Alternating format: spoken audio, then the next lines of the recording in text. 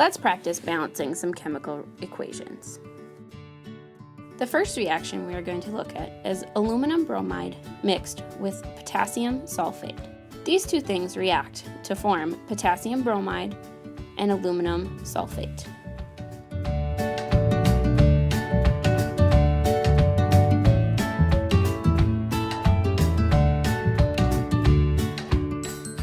The first thing we want to do is check to make sure our formulas are balanced. Aluminum has a +3 charge and bromide has a -1, so the subscript 3 makes it balanced. Potassium has a +1 and sulfate in -2, so the subscript 2 makes it balanced. We do the same thing on the product side of the reaction. Next, we must identify our elements on the reactant and the product side.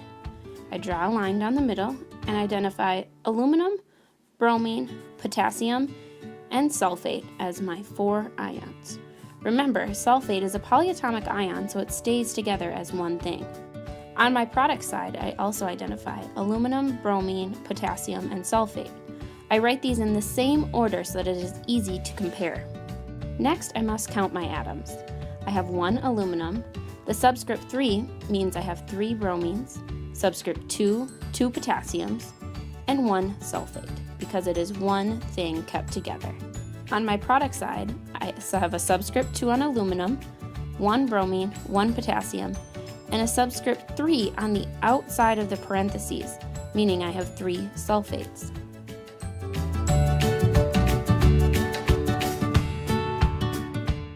Starting from the top down, I see I have 1 aluminum on the reactants and 2 on the products.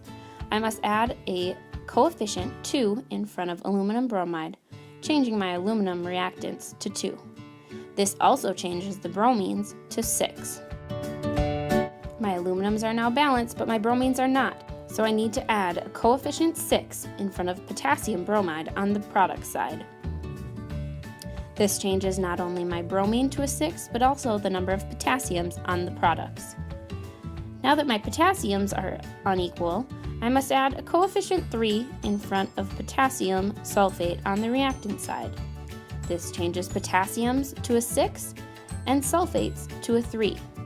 My aluminums are balanced, my bromines are balanced, my potassiums are balanced, and my sulfates are balanced. This means I have a balanced chemical reaction.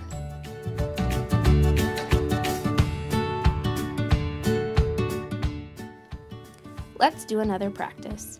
This time I'm going to add sodium to water to produce sodium hydroxide and hydrogen gas.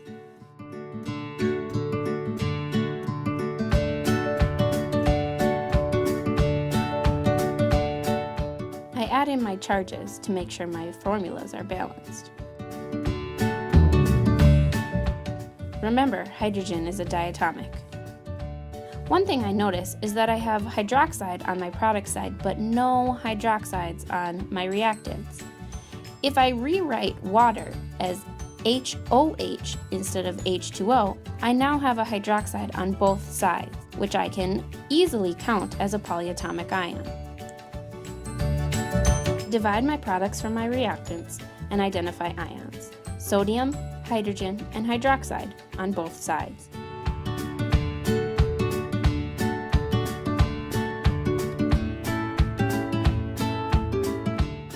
Next, I count atoms. I have 1 sodium, 1 hydroxide, and 1 hydrogen on my reactants. Remember not to count the hydrogen both in hydroxide and alone. I have 1 sodium on products, 1 hydroxide, and 2 hydrogens. My sodiums are balanced, but my hydrogens are not. Therefore, I add a 2 coefficient in front of my water. This changes both my hydrogen and my hydroxide count on my reactants to 2. Now my hydrogens are balanced, but my hydroxides are not. I must add a coefficient 2 in front of sodium hydroxide on the products. This changes not only my hydroxide, but also my sodium.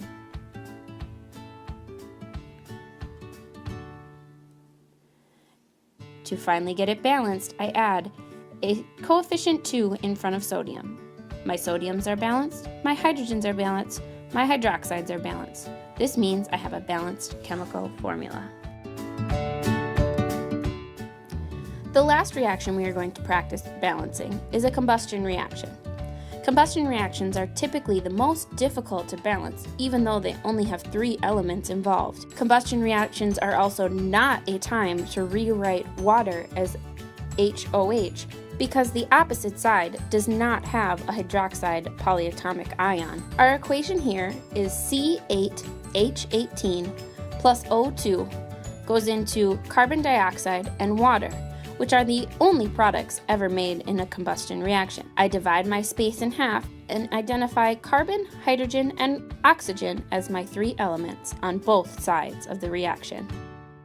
Counting my atoms, the subscript 8 means I have 8 carbons, subscript 18 means I have 18 hydrogens, subscript 2 means I have 2 oxygens, all on the reactant side.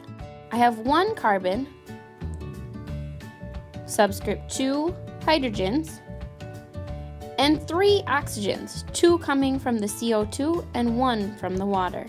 On the product side, our notes state to start with carbon and finish with oxygen, so that is what we will do. Starting with carbon, we notice that we have 8 on the reactant side and 1 on the product side. I must add a coefficient 8 in front of carbon dioxide, which leaves me with 8 carbons on the product side.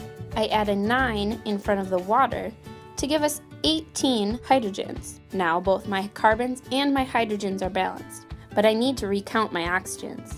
Multiplying that 8 and 9 coefficients in, I end up with a final count of 16 oxygens from CO2 and 9 from water, which leaves me with 25. Because this is an odd number, I cannot get an odd number of oxygens on my reactant side with only an O2 molecule.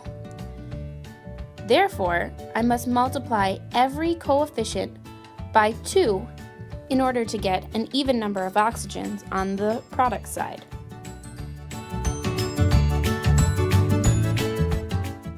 This changes my subscript on water to 18, my subscript on CO2 to 16.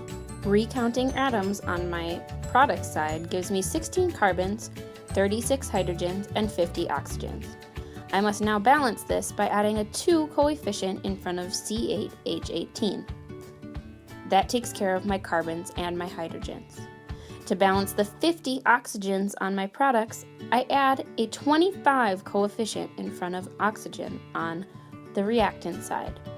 Carbons are balanced, hydrogens are balanced, and oxygens are finally balanced. This leaves me with a balanced chemical equation. Now that we've taken notes and done some examples, please fill out the practice form on your teacher's website.